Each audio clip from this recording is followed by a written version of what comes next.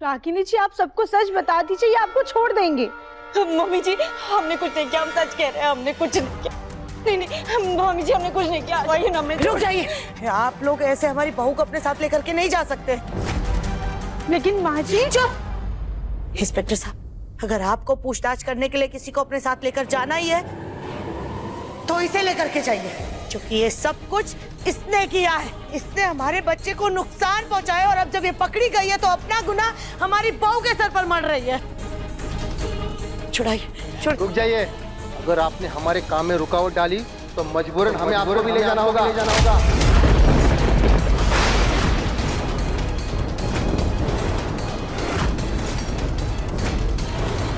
और रही बात राधिका जी की, तो उनके खिलाफ अगर हमें कुछ मिलता है तो हम उन्हें भी ले जाएंगे, लेकिन अभी हमें इनको ले जाना होगा। आप हटिए। सुजाता हट जाओ, मैं देखता हूँ मैं क्या कर सकता हूँ। छोड़ो उसे। मम्मी जी, सोनू को पता चला तो वो बहुत रोएगा और वो डर जाएगा। मम्मी जी, हमने कुछ नहीं किया। मम्मी जी,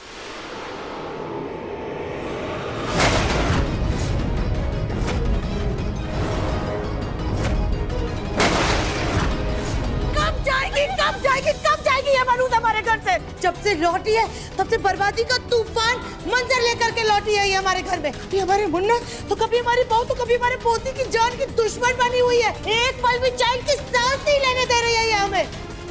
माँ जी, आप शांत हो जाइए प्लीज। सुजाता, पागल हो गई हो क्या? हाँ, पागल हो गए हम, पूरी तरह से पागल हो गए। लड़की की हरकतें और तकलीफों की वजह से तो हमें लगता है कि ये धरती फट जाए और हम इसमें समा जाए जाकर के, क्योंकि इसकी वजह से हमारी जीने की इच्छाएं खत्म हो गई है। सुजाता!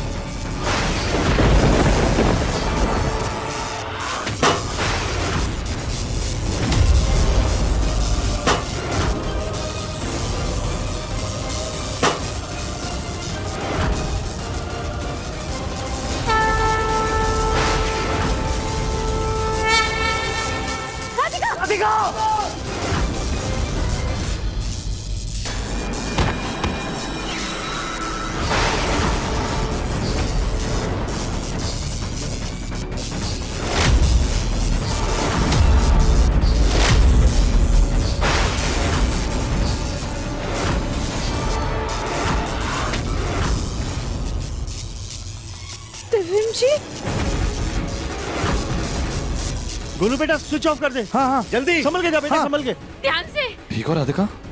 देवीम जी,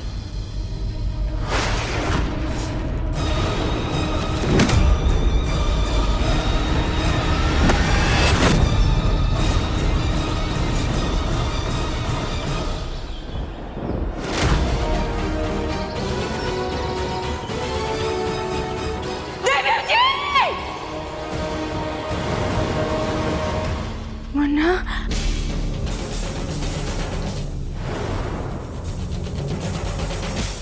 अब ठीक है ना?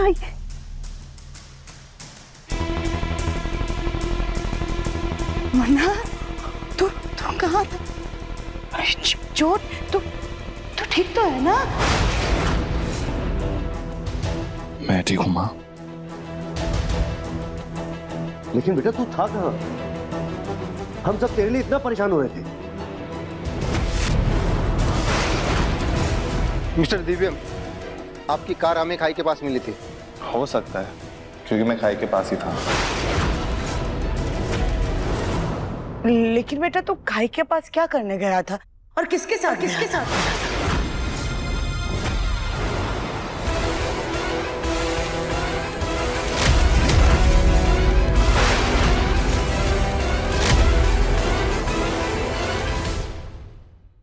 मेरे साथ रागिनी थी।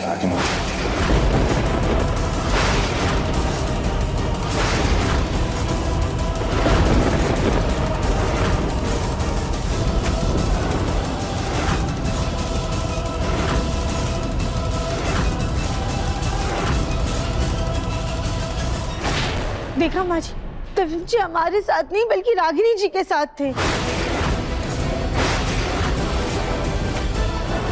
रागिनी जी, आपने झूठ क्यों कहा कि आप दिव्यम जी के साथ नहीं थी?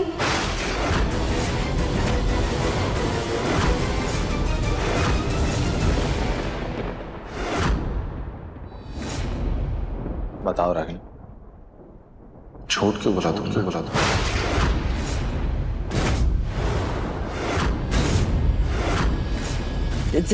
दिव्यम जी वो हम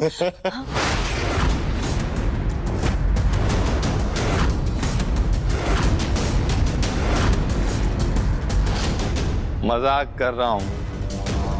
रागिनी मेरे साथ से बाहर तक आई थी, खाई पर मैं अकेला गया था।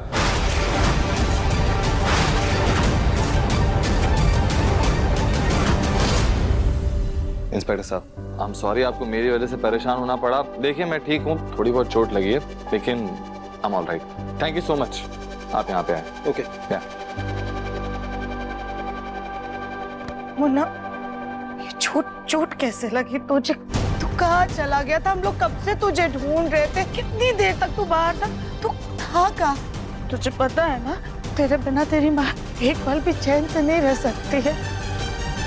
दिव्यम जी, हम आपकी चोट पे दवाई लगा देते हैं।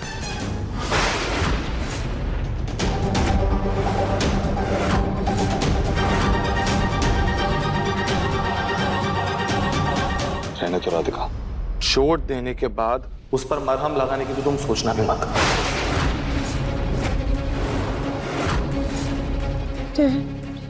आप क्या बोल रहे हैं? हमारी वजह से आप सब तुम्हारी वजह से हो रहा है राधिका। न तुम मुझसे झगड़ा करती, न मैं खुद को शांत करने के लिए वहां खाई के पास जाता, न मेरा शुगर लो होता, न मैं खाई में गिरता। वो तो अच्छा हुआ कि मैं काफी नीचे नहीं गिरा, वरना पता नहीं आज क्या हो जाता। पता नहीं रागिनी और सोनू का क्या होता। आप ये सब क्या बोल रहे हैं दिव्यम जी? वही जो तुमने सुना। अरे हमें तो पहले से ही पता था कि तुम ये नाटक कर रही हो, और हमारा मुन्ना आकर के उस नाटक से पर्दा हटा देगा। देख लिया ना आप लोगों ने, सुन लिया अब आप सबने, और बिठाइए इस राधिका को अपने सर पर। जी तो करता है ना राधिका कि तुम्हें हम। हाँ?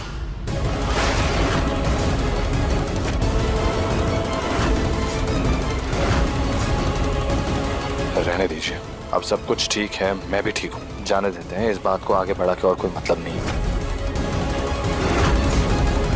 दिव्यम जी, लेकिन जिन लोगों ने आपको खाई के पास देखा था, उन्होंने बताया कि आप किसी औरत के साथ बहस कर रहे थे, और वहीं पे खाई के पास हमें रागिनी जी का ब्रेसलेट भी मिला। हाँ मिला होगा राधिका, क्योंकि वो ब्रेसलेट मुझे घर पे मिला था और मैं रागिनी को देने जा रहा था। तुमने झगड़ा कर लिया मुझसे, और राधिका मैं ना ये बातें अब और नहीं कर सकता। मेरे सर में दर्द हो रहा है, मुझे चोट लगी, मैं अपने कमरे में जा रहा हूँ। हम ना तू जा बेटा, कमरे में जा, आराम कर ले, तब तक हम आकर तेरी पट्टी कर देंगे। हाँ तू जा।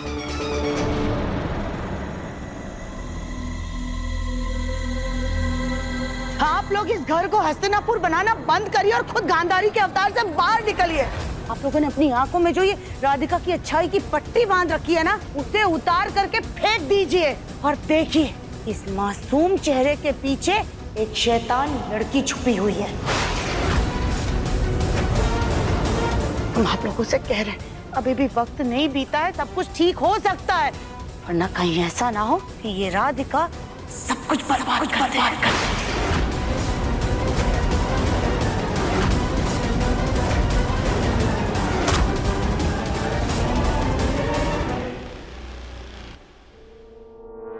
राधिका दीदी, हमने कहा था ना, हम पे यकीन कीजिए, हम सच कह रहे हैं। रागिनी जी, हमें माफ कर दीजिएगा।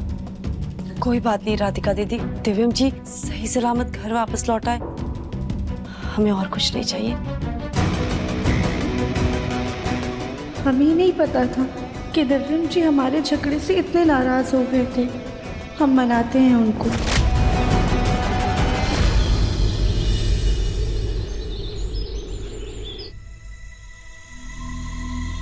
दिव्यम जी को उनकी मनपसंद की कॉफी और ये बिना चीनी वाले ओट कुकीज खिलाएंगे ना, तो खुश हो जाएंगे।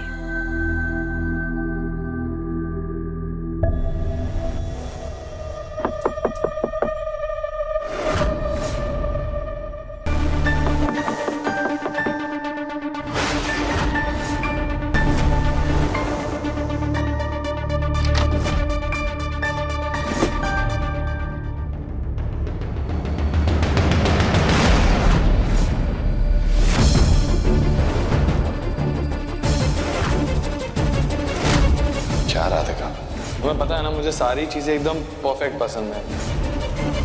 दिव्यम जी, तुम्हें कमरे में आने से पहले किसी ने नॉक करना नहीं सिखाया है क्या?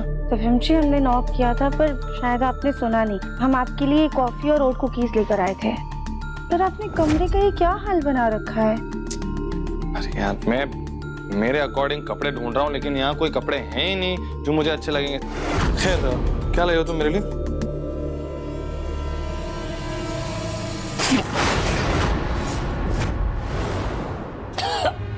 छी, क्या है ये?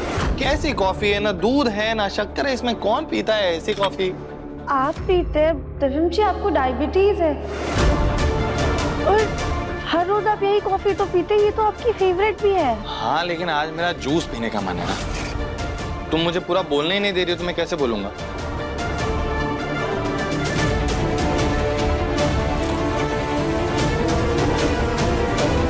दिव्यम जी आज इतना अजीब बर्ताव क्यों कर रहे हैं? कहीं चोट की वजह से चिड़चिड़े तो नहीं हो गए? तुम ये खड़ी खड़ी क्या सोच रही हो? जाओ और मेरे लिए आलू पराठे लेके आओ और साथ में सफेद मक्खन लाना बहुत सारा, समझी? आलू पराठे और सफेद मक्खन? दिव्यम जी आप कभी इतनी कैलोरीज वाला खाना खाते नहीं, ऐसे अचानक से खाएंगे तो कहीं आपका पेट ना खराब हो जाए। राधिका, ऐसा है कि कभी कभी ना ये सारा खाना खा लेना चाहिए, पेट को भी आदत रहती। अब तुमने कसम खाई है क्या मुझे हर चीज के लिए सवाल पूछने की? हाँ, तुम्हें मेरे साथ फिर से झगड़ा करना है? नहीं ना? चलो जाओ मेरे लिए खाना लेके आओ। अच्छा, जल्दी।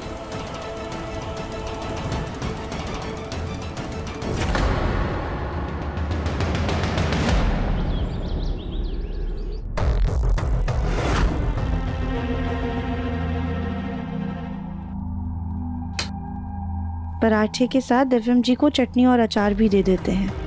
आज उनका मूड बड़ा बदला बदला सा लग रहा है, कहीं चटनी और अचार भी ना मांग ले।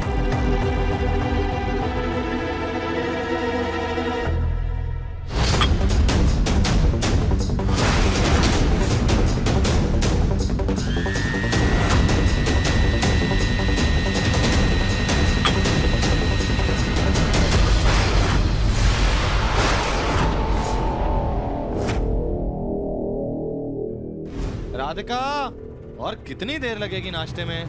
दिव्यम जी बस आए।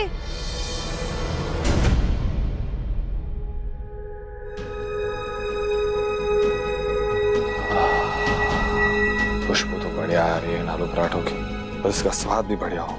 आज के कॉफी और बिस्किट की तरफ बेस्वाद ना हो बस। आज तो मन भर के खाऊंगा मैं।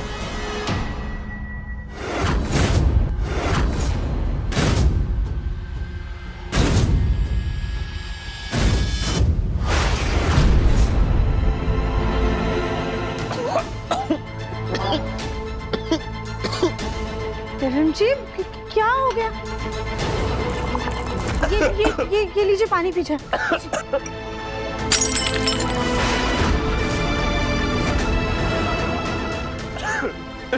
दिव्यम जी, क्या हुआ है तुझे बेटा? तू ठीक तो है ना? नहीं, बिल्कुल ठीक नहीं हूं मैं, और इसका श्रेय जाता है इस राधिका को।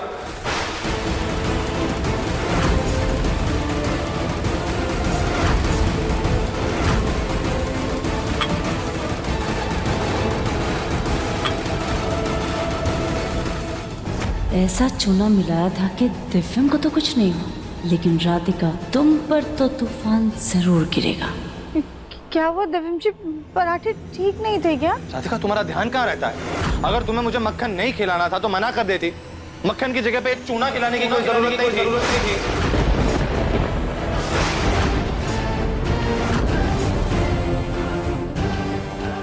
क्या? नहीं,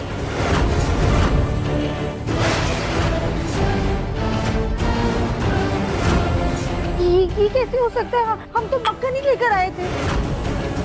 राधिका, कल हमारे मुन्ना ने सबके सामने तुम्हारी पोल खोल दी तो तुम उस बात का ऐसे बदला ले रही हो? इससे हमारे बच्चे को मारना चाहती हो तुम?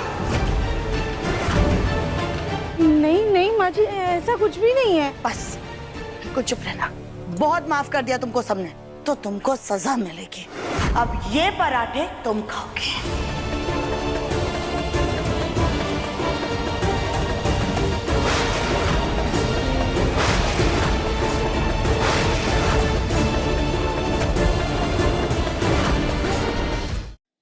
माँ रहने दीजिए। हो सकता है शायद वाकई में इससे गलती हो गई होगी। पता नहीं आजकल ध्यान कहाँ ही होता है इसका।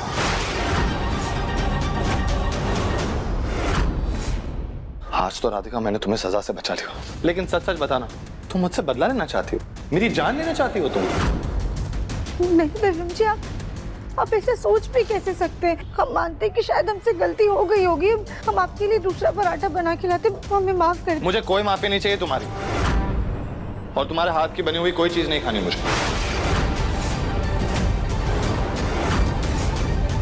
रागिनी, हाँ मेरे लिए कुछ खाने के लिए ले आओ। ओके दिव्यम जी।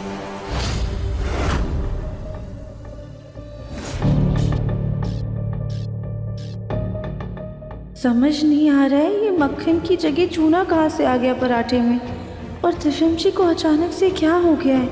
इतना गुस्सा, कुछ तो अजीब हुआ है दिव्यम जी के साथ।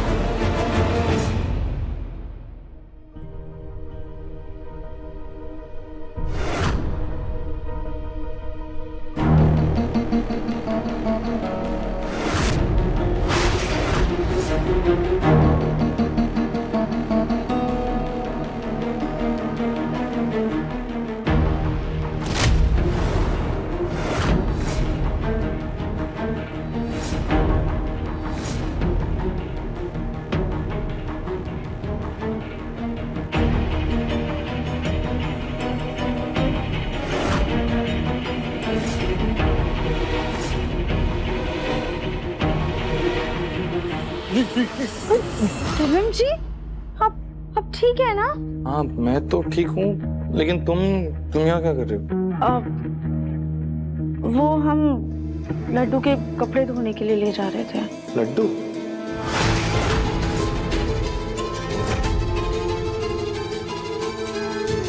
शक्ल देखो अपनी।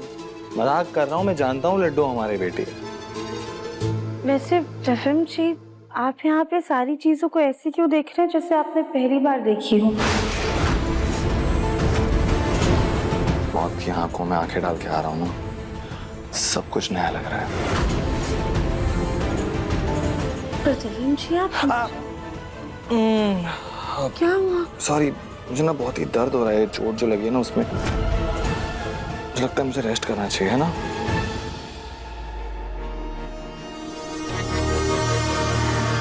हाय लड्डू बेटा। चाचू, मैं गौरी हूँ, लड्डू नहीं। बेटा मैं जानता हूँ, लड्डू आपके पीछे है, वो देखो लड्डू। हाय लड्डू। हाय पापा। वैसे आप भी तो एकदम लड्डू की तरह क्यूट हो, आपको भी तो लड्डू बुला ही सकते हैं। चलो enjoy, have a good day.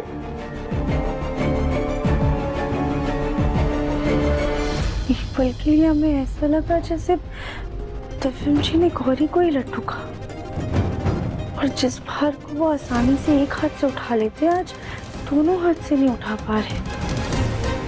कुछ तो अजीब है।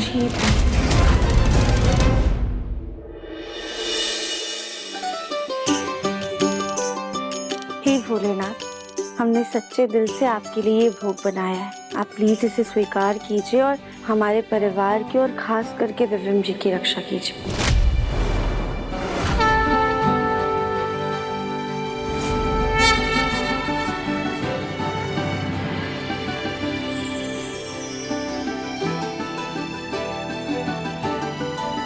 धन्यवाद भोलेनाथ।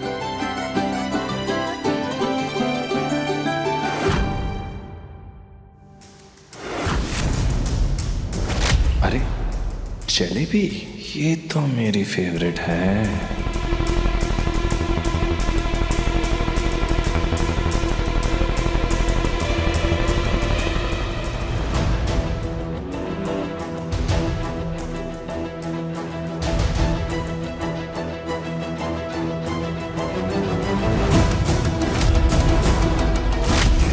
जलेबी खा रहे, यानी हमारा शक सही था। दिव्यम जी ने कुछ तो बदला है।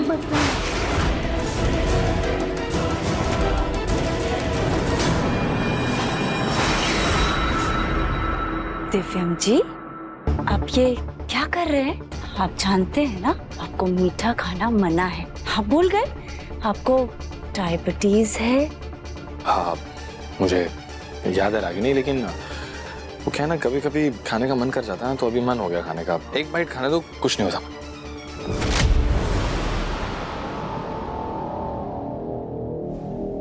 छी,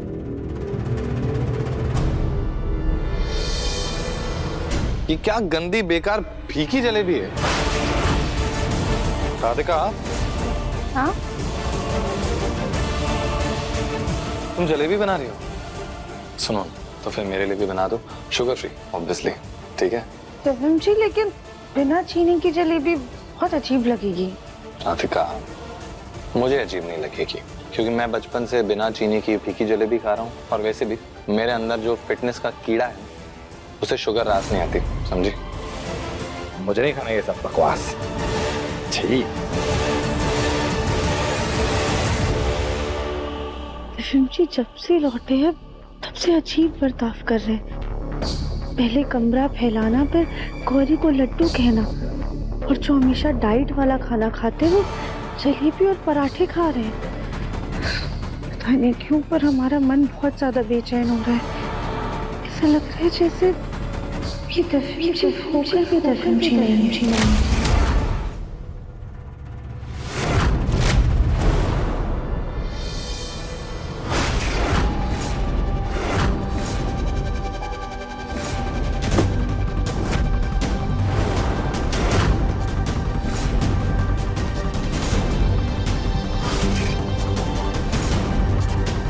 हमें तफिम जी से बात करनी होगी। तो ऐसे बर्ताव क्यों कर रहा है जैसे उन्हें अपने बारे में कुछ पता ही नहीं है।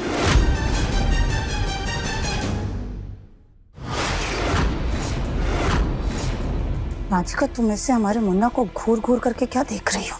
क्या अपनी काली नजर से फिर से हमारे बच्चे की जान लेना चाहती हो तुम? नहीं माँ जी, ऐसा कुछ भी नहीं है। हम तो बस तफिम जी से बात करना चाहते हैं। आप देखिए ना, जब से वापस आए हैं बदला बदला सा व्यवहार कर रहे हैं। वाह राधिका, जब तक हमारा बच्चा तुम्हारा परम भक्त बन के तुम्हारी हर गलती को नजरअंदाज करता था तब तक सब ठीक था, लेकिन अब जब हमारे बच्चे ने तुम्हारी मासूमियत की पट्टी अपनी आंखों से हटा करके तुम्हें दो बातें क्या सुनानी शुरू कर दी, तुम्हें वो बदला बदला सा नजर आ रहा है। चुपचाप ये झाड़ू लेकर के छत की सफाई करो जाकर, और हमारे बच्चे से दूर रहना। लेकिन माँ जी,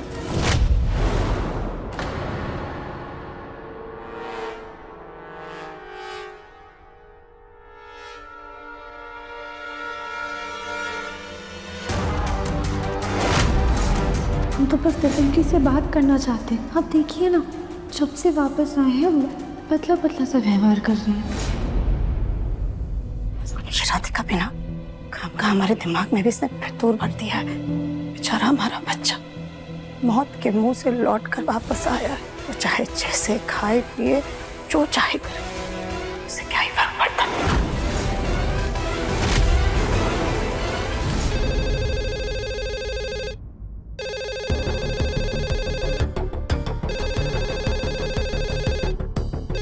यहाँ तो कोई नहीं है, मैं ही फोन उठा लेती हूँ। हेलो, ये नंबर हमें एक आदमी के फोन से मिला। उसकी हालत बहुत नाजुक है। आदमी? आप कौन हो? कहाँ से बात कर रहे हो? बेटा, किसी बड़े आदमी को फोन दो। उसकी आईडी है और उसका नाम। लड्डू बेटा, बिना किसी से पूछे फोन उठाना गंदी बात होती है। इधर कोई था नहीं, इसलिए मैंने ही फोन उठा लिया। कोई बात नहीं, हम बात कर लेते हैं। आप जाओ, ठीक है? हेलो,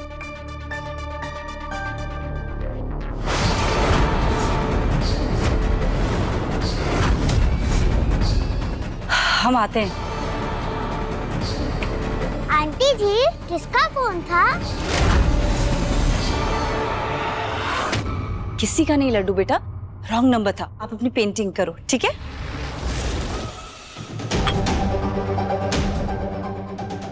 इससे पहले कि किसी और तक ये बात पहुंचे, हमें जल्द से जल्द वहां पहुंचना होगा।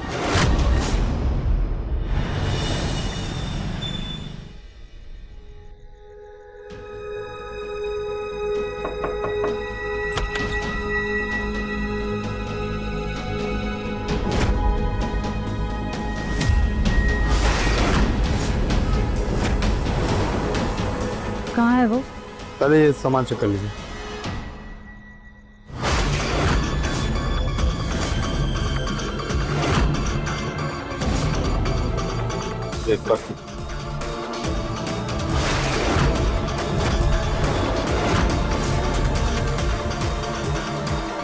आइए अंदर आइए।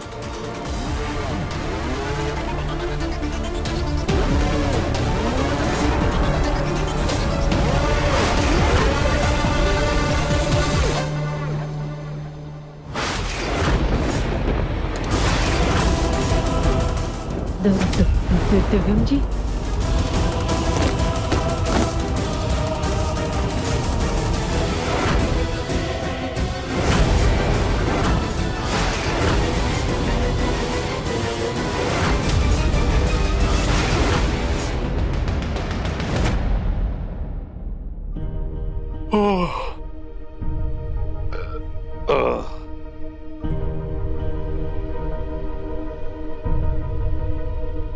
बहुत ज्यादा ही गर्मी है यहाँ पे। एसी है ना, एसी का ठंडा ठंडा हवा खाएंगे।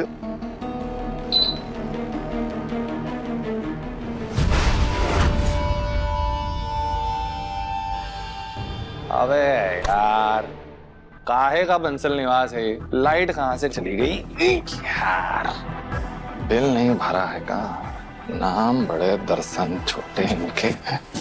अरे अचानक लाइट कैसे चली गई? हाँ, लाइट को क्या पता हुआ नहीं अचानक? चाचू, मैं एक बार बाहर देख कर आता हूँ। हमारी लाइट गई है या फिर मोहल्ले में सभी की चली गई है। पापा, मोहल्ले में आधे घरों की लाइट तो है, लेकिन बाकी के घरों में अंधेरा ही लगा है। लगता है अपनी तरफ का फेस उड़ गया है। लाइट आने में टाइम लगेगा। अरे दिव्यम, बेटा ऊपर क्यों खड़े हो?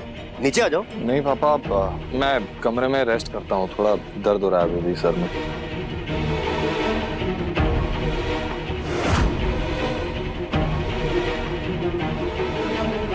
सभी लोग तो आ गए, लेकिन ये नई देवरानी जी कहाँ रह गई? अरे हाँ, रागनी कहीं दिखाई नहीं दे रही है। कहाँ है वो? फोन आया था और फिर वो चली गई थी। किसका फोन आया था लड्डू बेटा? वो माँ जी रहने दीजिए, इन दोनों से पूछने का कोई फायदा ही नहीं है। दोनों माँ बेटी झूठ ही बोलती हैं। क्या पता फिर से कोई नई मनगढ़ंत कहानी सुना देंगी।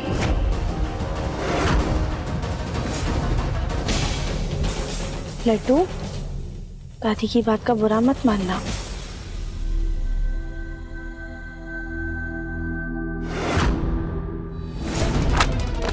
यार, इतनी गर्मी में नहीं रह सकता मैं।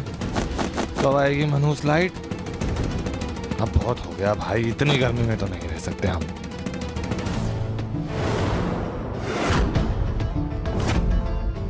यहाँ तो आसपास में कोई नजर नहीं आ रहा, और अंधेरे में तो किसी को क्या ही नजर आए।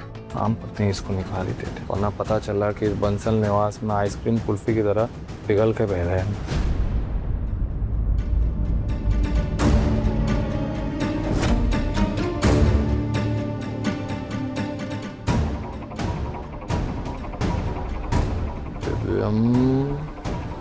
बंसल, क्या ही खतरनाक नाम रखेंगे तुम्हारा मुन्ना।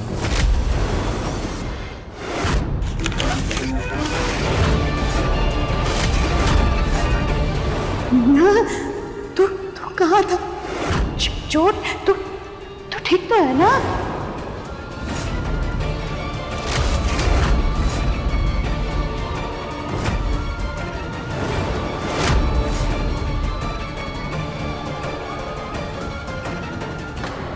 एक तो पहले ही पूरा दिन ये मास्क पहनकर इतना मुश्किल हो रहा है, ऊपर से ये बिजली भी चली गई। अब गांव में तो अक्सर बिजली जाते ही रहती है, और ये अमीरों के घर में भी बिजली जा रही है। क्या फायदा अमीर होने का? पर बेटा तुमको बहुत चौकन्ना रहना होगा। हाँ, एकदम सतर्क। आज तुम वो दोनों बच्चियों को देख के कैसे कंफ्यूजिया गए थे। वो तो किस्मत की बात है कि वो लड्डू वहां पर ही थी, वरना आज तो तुम्हारा ये गोल मटोल लड्डू बना के भगवान को अर्पित कर देते और आज ही तुम्हारा पैकअप हो जाता।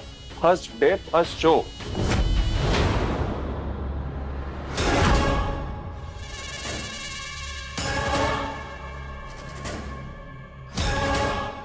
दिव्यम जी, आपका हम तहे दिल से बहुत बहुत बहुत धन्यवाद करते हैं।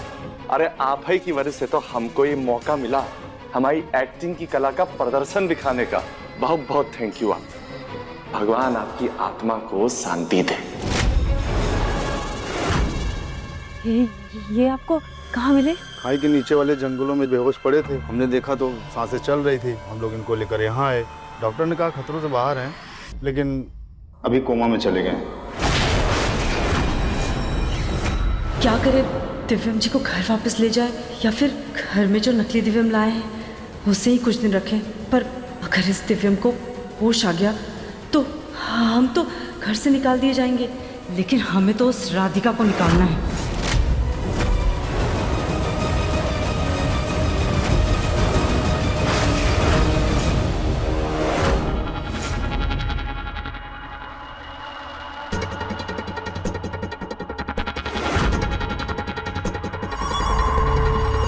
दिव्यम जी के कमरे में भी अंधेरा होगा, हम वहां जाके भी मोमबत्ती जला देते हैं।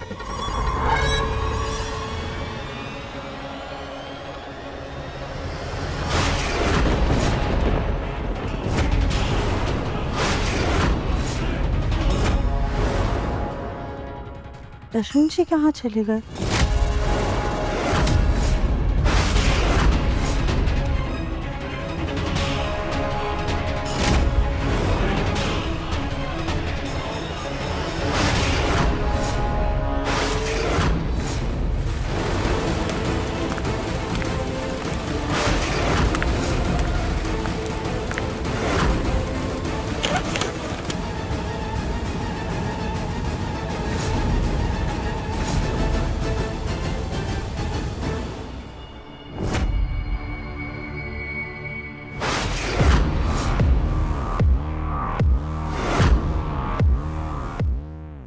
इससे पहले हमें ये पकड़ ले, हमें कुछ करना होगा।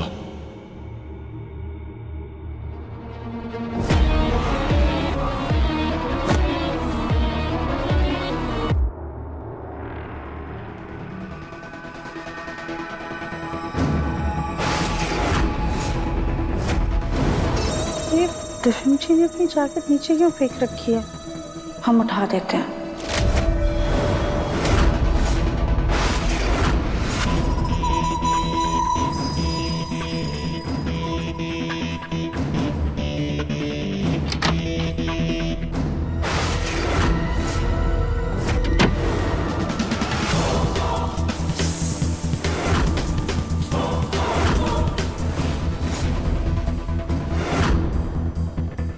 कौन है बाहर?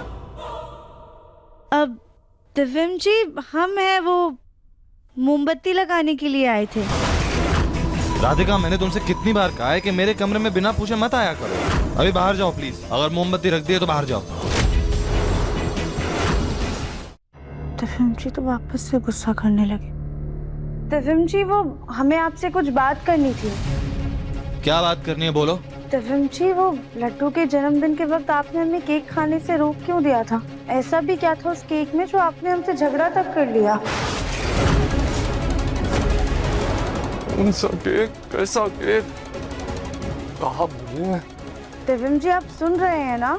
राधिका, वो केक में मक्खी घुस गई थी, इसलिए मैंने मना कर दिया तुम्हें खाने से। दिव्यम जी, अगर इतनी सी बात थी तो आप हमें उसी दिन बता देते। और हमें ना वो केक खाई के पास भी मिला था। राधिका, मैं सुबह से ऑलरेडी बहुत ज्यादा इरिटेटेड। अब तुम ये जासूसी भरे सवाल कर कर मुझे और इरिटेट मत करो। गर्मी बहुत हो रही है, मैं नहाया नहीं हूँ, मुझे चैन से नहाने दो प्लीज। सॉरी दिव्यम जी, हम जा रहे हैं।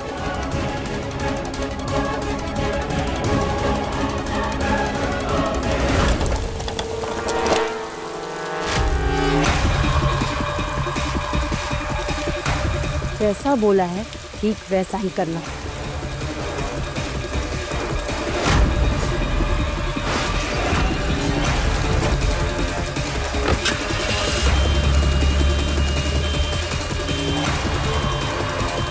अच्छा हुआ हमने सही समय पे लड्डू के हाथ से फोन ले लिया, वरना आज दिव्यम जी के बारे में किसी और को पता चल जाता और हमारा सारा खेल खत्म हो जाता।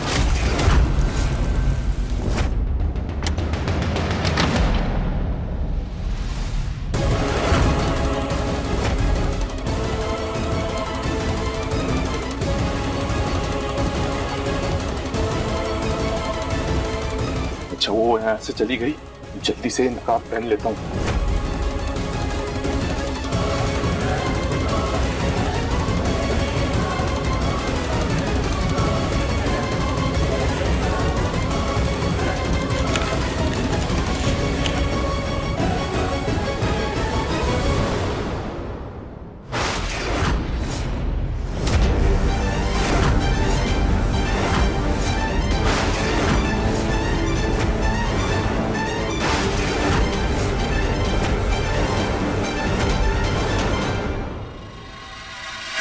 सॉरी दिव्यम जी, वो हम आपको चौंकाना नहीं चाहते थे। हम तो बस आपको ये बताने आए थे कि पापा जी को आपसे कुछ बात करनी है, वो आपको नीचे बुला रहे हैं।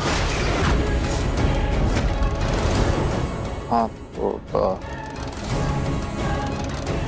तुम जाओ, मैं आ जाऊंगा। दिव्यम जी, लेकिन जब से आप वापस आए हैं ना, तब से आपका बर्ताव कुछ अलग। मिनट। हेलो। सबसे चुप कर बाहर आओ, हमें तुमसे मिलना है। ठीक है, मैं आता हूँ। राधिका, मुझे ना किसी इम्पोर्टेंट काम से ऑफिस जाना है, तो हम बाद में बात करते हैं, जो भी बात करना है, ठीक है? दिव्यम जी, लेकिन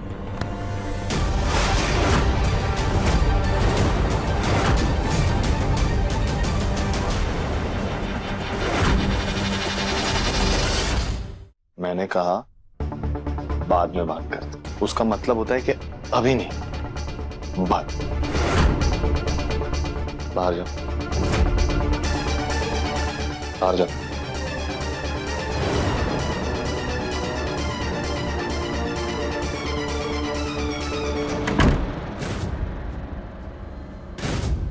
वाह, बाल बाल बच गया भाई। दिव्यम जी ने तो इतनी बेरुखी से हमसे कभी बात नहीं की। नाराजगी में भी ऐसे व्यवहार नहीं करते वो हमारे साथ। कुछ तो अजीब है, जिसे हमारी आंखों के सामने होकर भी हमें दिख नहीं रहा है।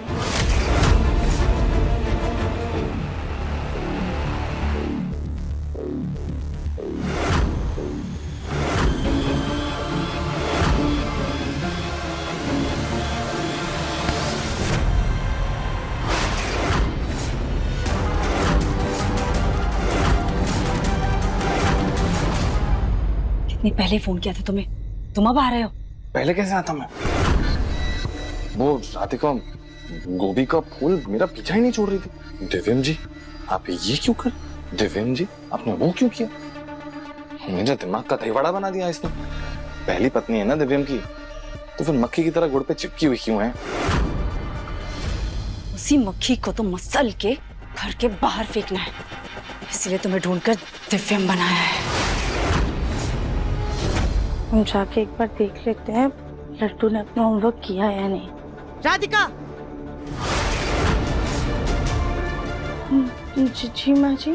खैरात का खाना खा खा के तुम दोनों माँ बेटी फटने की कगार पर आ गई हो।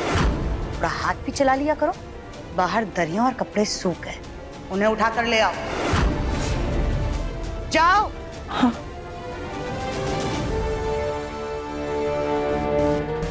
तुम्हें ये मास्क पहनाया ताकि पुलिस तहकीकात करती भी तो हम नहीं फंसते, और वैसा ही हुआ। तुमने सही समय पे आके सबको यकीन दिला दिया कि तुम ही दिव्यम बंसल हो।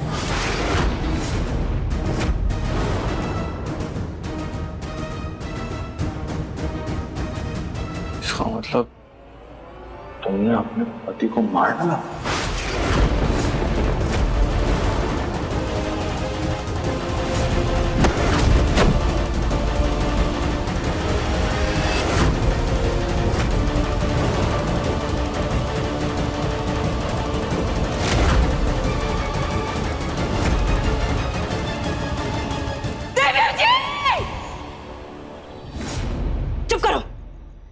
हमने ऐसा कुछ नहीं किया है, वो सिर्फ एक एक्सीडेंट था। पक्का एक्सीडेंट था? हाँ। वैसे मानते हैं कि हम हीरो हैं और गांव भर में हमारे एक्टिंग के चर्चे हैं, लेकिन इतने भी चर्चे नहीं है कि शहर तक पहुंच जाए। तुम्हें हमारे बारे में पता कैसे चला? हमने तुम्हें एक चैरिटी इवेंट में नाटक करते हुए देखा था, जहाँ तुमने बुड्ढे का मास्क लगाया हुआ था। ऐसा लग रहा था जैसे तुम सच में बुड्ढे हो, और तुम्हारी कद काठी भी दिव्यम बंसल से मिलती जुलती थी। बस हमें यकीन हो गया कि तुम दिव्यम बंसल का रोल बहुत अच्छे से प्ले कर पाओगे, तो हमने तुम्हें ढूंढ निकाला और एक मास्क वाले से दिव्यम बंसल की शक्ल का मास्क बनवा लिया।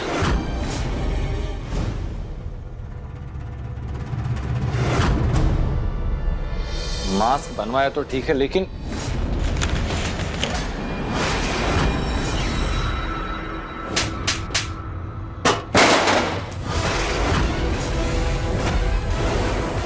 ये आंगन में से आवाज कैसी आई? हाथ उठाने की हिम्मत कैसे की तुमने?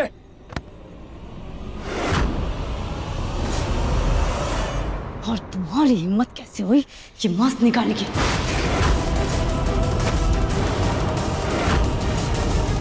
तुम्हें किसी ने देख लिया होता तो? कुछ नहीं होगा समझी, बारिश में भी आदमी क्या नहाएगा जो मास्क का ये पसीना नहला देता है। हमारी ये खूबसूरत कांच जैसी त्वचा मुहासे पड़ गए इसके ऊपर, इस मास्क की वजह से। तुम्हारा दिमाग खराब है? इस मास्क को ऐसे घुमा रहा जैसे तुम्हारे बाप की जागीर। तुम्हें अंदाजा भी है ये मास्क कितना नाजुक और कितना कीमती है? हाँ?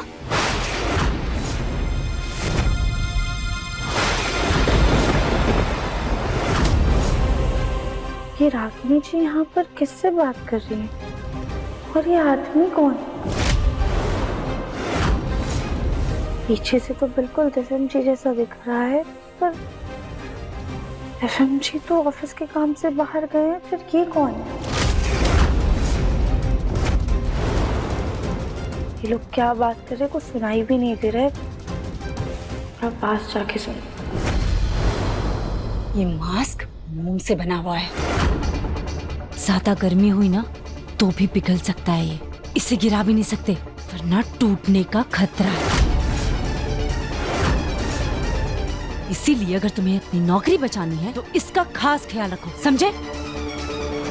इस आदमी का चेहरा तो यहाँ से भी नहीं दिख रहा है।